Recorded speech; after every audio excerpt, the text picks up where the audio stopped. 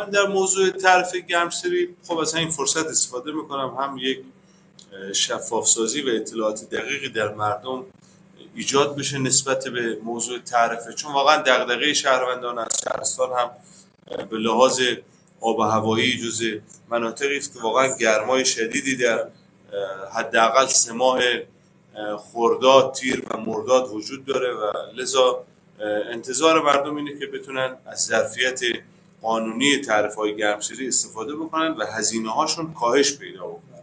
این یک نکته. نکته بعد اینه خب فرایندی که برای تعرفه گرمسیری باید طی بشه اینطوریه که مجموعه شرکت توانیر کشور و وزارت نیرو استعلامی رو از هواشناسی اخذ میکنه.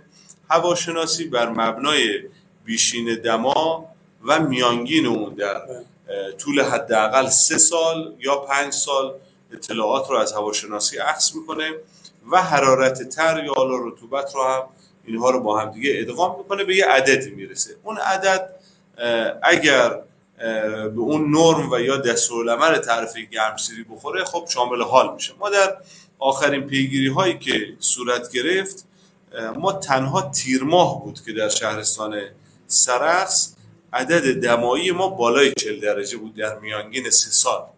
خب بر همین مبنا دیداری هم که با وزیر محترم نیرو داشتیم، هم به اتفاق نماینده محترم امام جمعه محترم حضور داشتن، خب دستوری از وزیر محترم اخذ شد و نامه‌ای هم به هیئت دولت ارسال شد که موضوع تعرفه گرمسیری برای تیر ماه در حوزه شهرستان سرخس بررسی بشه. من چند تا نکته بگم. یکی این که خب تعرفه‌های گرمسیری طبقه بندی داره، یعنی ما طبقه بندیمون از 4 شروع میشه تا 1، 4 3 2 1. ما شامل حال شماره 4 هستیم، یعنی پایین ترین سطح. یعنی ما گرمای ما در حدی است که خب مثلا استان‌های جنوبی شاید تعرفه گرمسیریشون نوع 1 باشه. ما در تعرفه گرمسیری نوع 4 اون چیزی که تغییر میکنه، مردم به نظر من خیلی خوب اطلاع داشته باشن، الگوی مصرف تغییر میکنه، قیمت‌ها تغییری نداره. یعنی ما در تعرفه گرمسیری نوع 4 مصرف الان الگو هست 300 کیلووات به ازای هر مشترکی در ماه.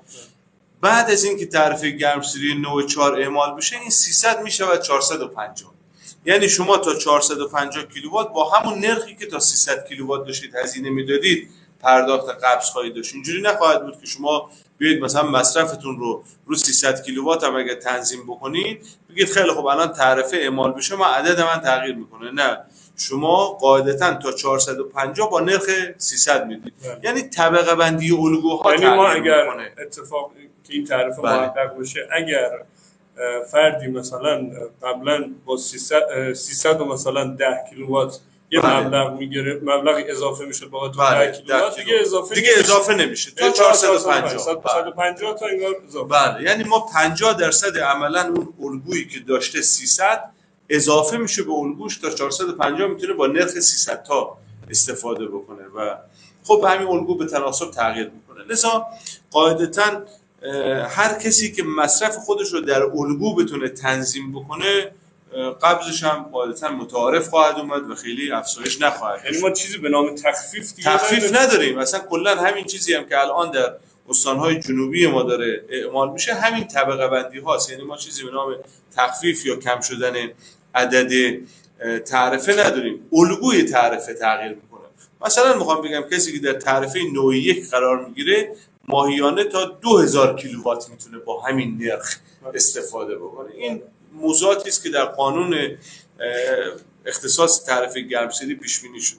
حالا مجددا اتفاقا با توجه به اینکه درخواست شهرستان در موقعی ارسال شد که ما تقریبا خوردیم به ناترازی ها در کشور و بعد اون جنگ تحمیلی 12 روزه، خب معمولا در این فضا شاید رسیدگی به درخواست های این چنینی قدری کند شد و پرداخته نشد. هفته گذشته وزیر محترم نیرو در استان بودن، من تلفنی هم در همون جلسه‌ای که برقرار بود خدمت های دکتر قاضی‌زاده تماس گرفتم. بله حضور داشتن در جلسه و موضوع رو من منتقل کردم. ایشون گفتن من مفصل امروز با وزیر در خصوص صحبت کردم. امیدواریم بالاخره در یک بازه زمانی که ما این مسائل رو کم اصلا ناترازی الان نباشه، چون ببین ناترازی وقتی شما میدید تعرفه شاید تصویب بکنید، مصرف ها ممکنه بره بالا، در حالی که خب شما خیلی مردم الان اطلاع ندارن که آقا این مصرف اگر بالا رفت دوباره این ناترازی تشدید میشه. ما اگر الان 2 ساعت در روز قطعی داریم، اگر مصرف خودمون رو به خاطر تعرفه بردیم بالاتر، قاعدتا ممکنه به 3 ساعت در روز، 4 ساعت در روز افزایش پیدا بکنه. خب حجم نارضایتی ها قاعدتا افزایش پیدا خواهد کرد. اما تلاش زیادی حالا در سطوح مختلف هم برای رفع ناترازی داره انجام میشه.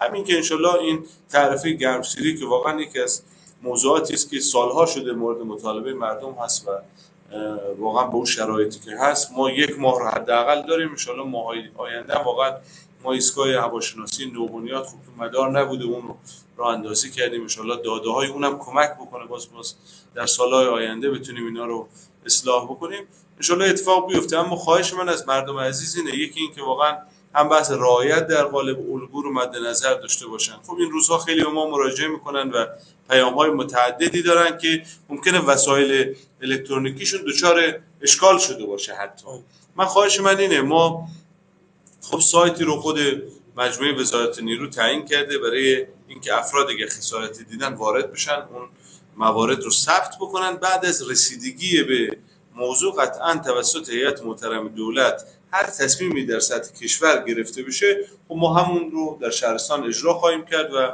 قاعدتاً ما اطلاع رسانی به مردم در این حوزه خواهیم داشت. لذا الان در زمان حال فعلا زمان اعلام خسارت هاست، چیزی دست نه اداره برق بهشون ابلاغ شده نه شهرستان. این موضوع تصمیم کشوری است که قاعدتاً مختص شهرستان سرخس هم نیست، خیلی جاهای دیگه ممکنه این موضوع باشه که انشالله به موقع به تقاضای مردم رسیدگی بشه.